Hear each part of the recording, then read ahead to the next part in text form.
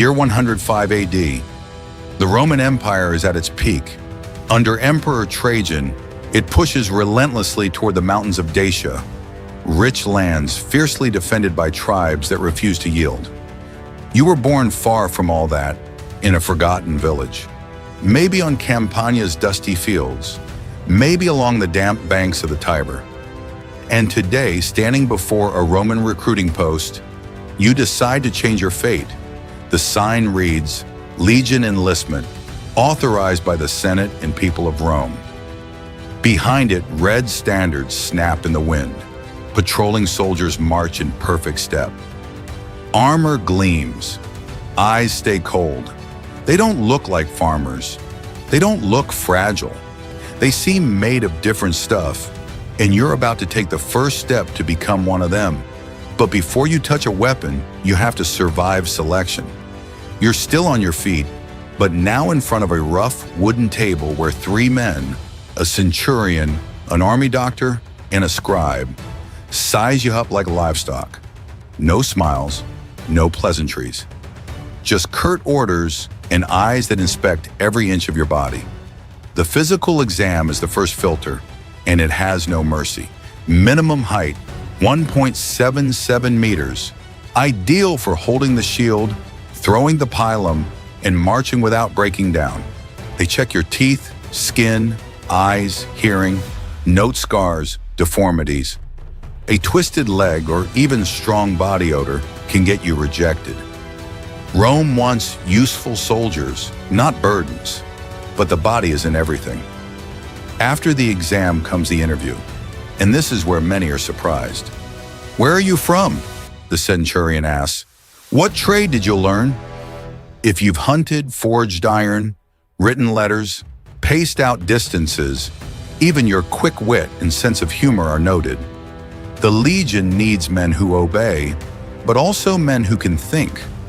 You realize Rome's army isn't just brute force, it's a precision machine, and every new part must fit or be discarded without a second thought. A glance passes between the evaluators. A note on parchment, a short gesture, you've been accepted. Don't celebrate yet.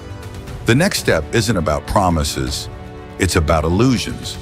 You kneel before an image of Emperor Trajan, not as a mere man, but as a living divinity. Around you, other recruits do the same. Right hand raised, left over your chest, you speak the sacramentum. It's more than an oath, it's total surrender. You swear absolute loyalty to the emperor and the Roman army. You promise to obey without hesitation and, if necessary, to die without question. From that moment on, disobeying an order isn't just a mistake, it's a sacred crime, perjury, an offense against Rome itself. Then comes the gift. You receive the viaticum, a sign-on bonus in silver coins, enough, they say, to buy your gear or send help to your family. Smiles break out. Some celebrate, finally feeling valued, buying wine, new tunics, rings. For the first time, they look like soldiers. It's an illusion. Soon, someone whispers the truth. Everything you use will be deducted. Sandals, tunic, helmet, even the wooden spoon you eat with. Everything has a price, and it all comes out of your future pay. Lodging, charged. Rations, charged. Weapons? Of course, that initial bonus is a subtle trap, a gilded rope that binds you before your first marching order. Some recruits burn through it in a week. Others gamble, lose, fall into debt to their comrades, and start their military life owing the empire itself. You begin to understand, nothing here is free, not even honor. There's no time to brood. The Legion is ready to shape you by force. Dawn isn't over, cold bites your skin, dew soaks your tunic. You're up to the sound of clipped commands, no welcome speech, no explanations. Just the first march. 30 kilometers over rough ground, loose stones, slopes that tear your legs apart. Everything with a full kit on your back. Helmet, shield, sword, 2 javelins, dry rations, water skin, tools, wooden stakes, and your share of the tent you'll carry with 7 other men. In total, more than 30 kilos on your shoulders every day. And when you think rest is coming, you learn you're wrong. Time to swim. Yes, swim in armor, shield on your back. Cross rivers, wading or floating. Lash together, log bridges with rope. Hold formation even in the water. The instructor's logic is simple. If you can't cross a river with everything you carry, you'll die before you ever see the enemy. Slowly, your body starts to give. Blisters become open sores. Your hands bleed from hauling stones. Hunger lingers. Fatigue is constant. You march until your legs fail. And when they fail, they make you stand and keep going. This isn't just about making soldiers. It's about weeding out the weak and breaking the stubborn until they're useful. And the worst is still to come.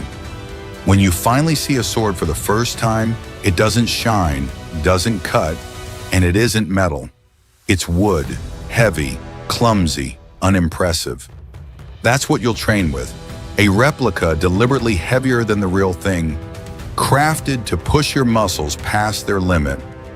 The logic is simple and cruel. Master the exhausting wooden blade, and when you grip steel, it will feel light as air, and your strikes lethal. Hours blur into the same drills. Horizontal cuts, vertical cuts, thrust to the gut, shield turns, stance changes. No choreography. Everything is functional, pragmatic, violent. Then come the straw dummies marked with vital zones: throat, armpit, lower belly. It's not a drill, the instructor shouts. It's an enemy. Kill him next. Formation work. You learn to fight as one body, shield to shield, shoulder to shoulder, advancing like a living wall. One break in the line risks not just your life, but everyone's beside you. The fear of making a mistake starts to hurt more than the physical pain, and then the projectiles arrive. 2/3. You learn to throw the pilum, the Roman war javelin, heavy with a tapered iron shank designed to punch through shields and bend on impact so the enemy can't throw it back. You practice the funda, the sling, hurling stones hard enough to crack a skull. And you learn to dodge because the enemy trains too. Combat simulations intensify.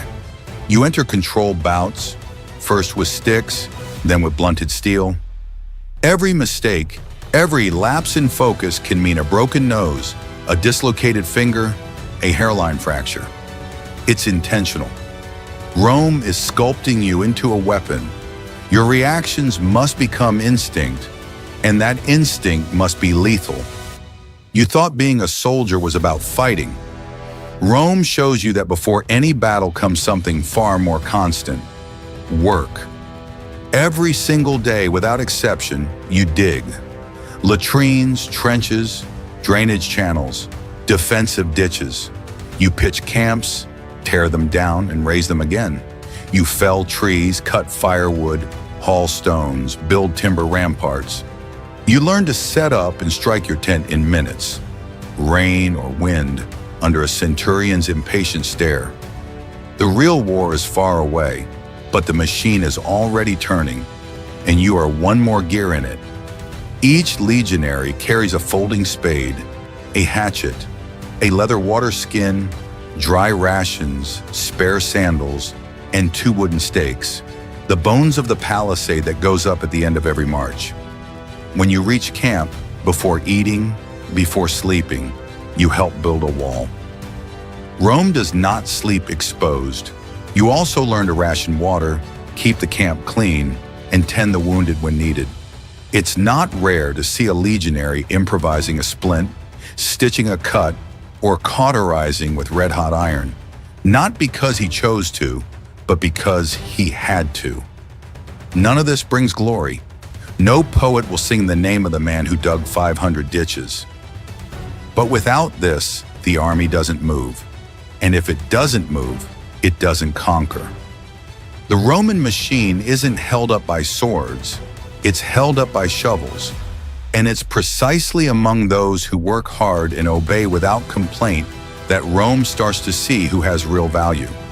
If you can do more than fight, you can rise. Most of your comrades can march, fight, and follow orders, but can't read a line or write their own name. In the Legion, literacy is a superpower. If you brought that talent, or were lucky enough to learn it during training, you won't go unnoticed for long.